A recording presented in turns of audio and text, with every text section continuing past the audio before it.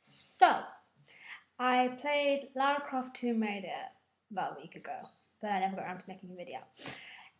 Anyhow, so I played that, and this is my kind of thoughts of it. My initial thoughts of it was that it was great. I loved it. I've always loved the Lara Croft franchise, so playing it like a prequel, her like backstory, that was really fun. So the game starts off, and Lara Croft's on this ship called the Endurance, and she's there, and she's listening to an iPod. Isn't this meant to be in like the 1990s? When she was in her youth. Ouch, by my ankle. So surely she wouldn't have an iPhone pod, whatever it was. But I'll let that slide. No, I won't. And then the ship breaks in two, Titanic style. Actually, did Titanic break in two? Oh. No, it didn't. It just sunk whole. It sunk whole and then broke in two. We think. Did it? Oh god, I'm making massive assumptions. Anyway, it's not the Titanic. It's the Endurance. So it breaks apart. She has like a leap, jump. And Roth, who's one of the characters, he was meant to catch her, and he did, and then she slipped out, and then she falls into the sea. It then shows her waking up, and she sees the other survivors, and then she's like, I'm here, and then she gets knocked out. To wake up, hanging upside down in this sack thing, and there's tons of dead bodies around her. Creepy as. And then she's got to swing and set this other sack on fire. Red. That's my dog. Come here. There. And then she's got to set her thing on fire so she'll fall. I thought surely it would take a while to set on fire, so I know it's a game and you've got to let it slide a little bit, but you know. And then she falls and she gets impaled on this thing, which is really horrid. And she just pulls it out and she's like, woo, badass. Then you have to go around and what to call it, until you get out of this area, and there's lots of coolness and jumping and puzzles, and I got really stuck on like the first bit basically. Anyway, you make it outside this cave, and I'm just gonna skip on a bit because I can't bother. And you do some shit, and you do some climbing, and she's a bit awesome. Then you get a bow, and you become a badass, even more with a bow. And then you find one of your friends called Sam, and she's with this dude who's like got pure black eyes, and he's creepy. And she's like, oh, this is my friend Matthias. He's really nice. I'm like, I wouldn't be all chummy with someone that I've only just met on an island somewhere that you don't know where you are. Maybe that's just me. Maybe I'm not trusting, but maybe I just think that's a bit creepy. So yeah. And then you wake up and she's gone. Matthias is gone. And it's like, well, I was right.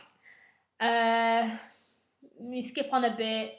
You're with this guy called, you meet the rest of your survivor team. They go off to find Sam, apart from Dr. Whitman or Mr. Whitman or some Whitman, who's an idiot. And you go through into this temple, and there's all these guys, and they've all got guns and bows, and he's like, oh, just give them what they want. He's basically just a dickhead. And then as you're doing that, etc., and you just do some shit, and she gets her first kill, and she goes all like, oh god, she speaks to Roth on her little walkie-talkie, who she's like a dad from another area. And then you do some more funky shit, and you go through some tombs and all that, and there's more to it, but I can't bother to go through it step by step. And all the way through, you're discovering that you have found the area that you were looking for at the beginning, which is the kingdom of Yamatai, because this is all set around Japan. And you find out that people from World War II have been looking for this place, and it's controlled by this woman called the Sun Queen, Himiko, the Sun Queen. And all this is going on, and you found out that Matthias has created this little band of people called the Solari. who worship the Sun Queen. And Lara Croft's the whole time, she's like, what are they doing with Sam? What are they doing with Sam? And as I was playing it through, I was like, even from the first bit, when you were at the first temple, it showed like a fire ritual, you know, like how Himiko transferred her ness to a sun priestess. I was like, well, Matthias has wanted to do that with Sam. She's wanting to burn her in a fire ritual so she'll become the next Sun Queen. And it took Lara Croft like the whole game to figure that out. I figured it out in the first like hour of the game. Well, maybe it's a bit shorter. And it's basically anyway. When you go back to get Sam, who's been captured, and you go to this base, this guy dies. It's all really traumatizing. And then, like when you try and call a plane, it crashes, and it's like a massive storm that comes out of nowhere, and all this shit happens. And then you try and get another helicopter, and that crashes, and Roth dies, and there's this girl called Reyes, and she's a right bitch. She's just like, oh my god, oh let's not stick around Lara because everyone dies. I'm like, oh fuck off. And tons of the people die, and Alex dies because he's an idiot. Alex is a guy who liked Lara. He wanted to get it on. And he goes to do some fancy mission because he thinks he's amazing, and he ends up dying because he's an idiot. Anyway, it's hard to review because it's like with Lara Croft, there's a story throughout, but it's like you're doing a lot of faffing about. I love the games. I love them. I do love them. But it's not like you're always achieving something. You do a lot. It's one of these games that has lots of little side bits to it. And don't get me wrong, I love side bits. In fact, I love games with side bits because it means that I can actually just faff about and not do the main mission if I find it hard or I'm struggling. So you can faff about and do little bits. I love that. Like in Mass Effect, I love Mass Effect because I could do all the other side missions and all these cool little planets rather than do what I was actually meant to be doing. And you could talk to people and be in a relationship with them. I thought that was really cute. But maybe that's because I'm lonely. So yeah. Then you finally have this massive bit where you climb up the spire and you see Sam being possessed by Himiko with some kind of freaky spiritualness, and then these people called the Storm Guard, and they're like 1,000-year-old samurai, and there's these big massive beasts people. I'm like, oh god, they're really hard to kill, and I was like skipping around. I died about 50 times from the same stupid big guy. What wasn't him? He was fine. It's these little like arrow dudes that pop up over the thing, and I'm trying to kill the big guy, and then they shoot me, and then I get knocked, and then the big guy gets me. It was just all very traumatizing. So yeah, that's that. It wasn't a very good one, I admit. But no, I really enjoyed Lara Croft. It was really good. Some story bits were a bit